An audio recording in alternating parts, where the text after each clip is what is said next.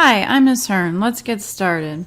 In this video, we're trying to find the limit as x approaches 2 of the square root of x squared plus 21 minus 5 all divided by x minus 2.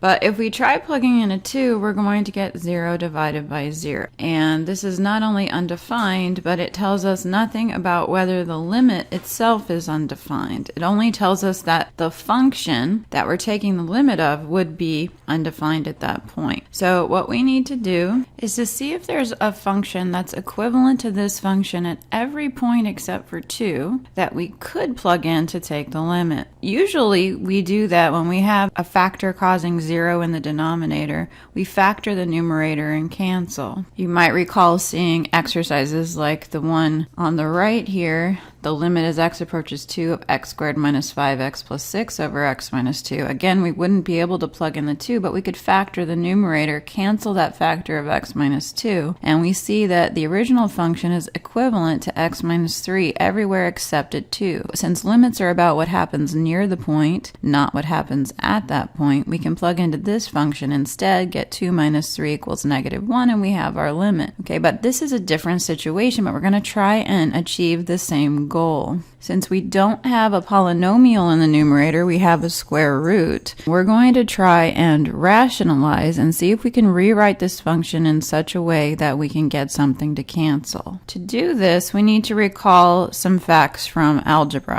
First of all, remember that when we multiply conjugates together, which are binomials that have the opposite sign in the middle, like a minus b and a plus b, we get a difference of squares. So a minus b times a plus b turns out to be a squared minus b squared.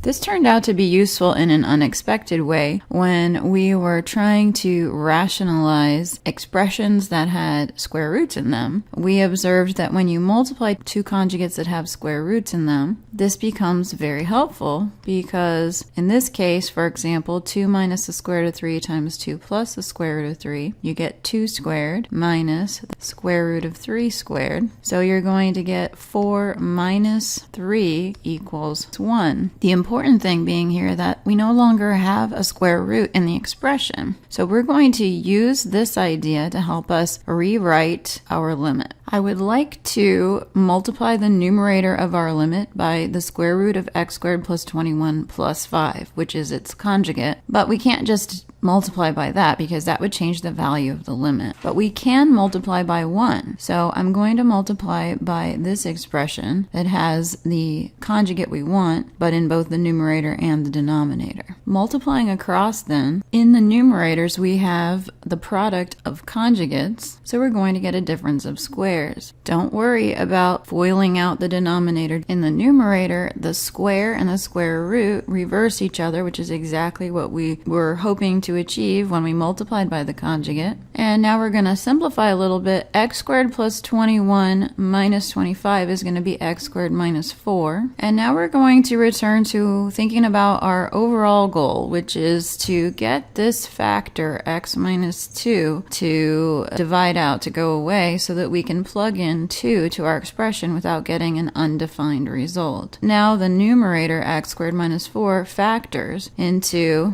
x minus 2x plus 2 because it's a difference of squares. Well, this is exactly what we were hoping would happen so that we can divide out those factors of x minus 2 and get an equivalent limit that we can plug into. So at this point, let's try plugging in the 2 again. We're going to have 4 in the numerator. In the denominator, 2 squared plus 21 is 25, so we have the square root of 25 plus 5. And this is awesome because we're not getting 0 in the denominator. We're getting 4 over 5 plus 5, or 4/10, which reduces to 2/5. And if you were to take a look at the graph of the function that we're analyzing right now, you could see that it actually does approach 0.4 or 2/5 from the left and the right as x approaches the value 2. I hope you found this video helpful. If you did, please remember to give it a thumbs up. That helps other students to find the video.